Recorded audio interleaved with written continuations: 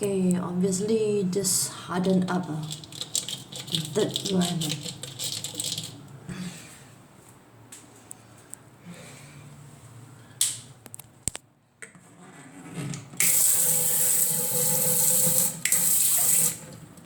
It's not even the boiling water with vinegar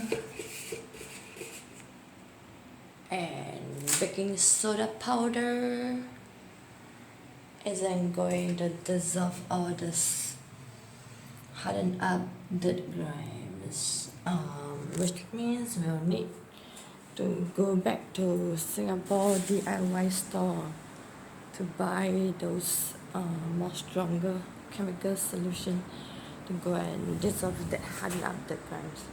I saw it selling in Jurong East that DIY shop.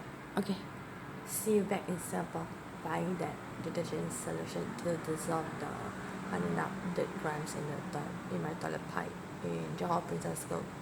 See you again back in Singapore.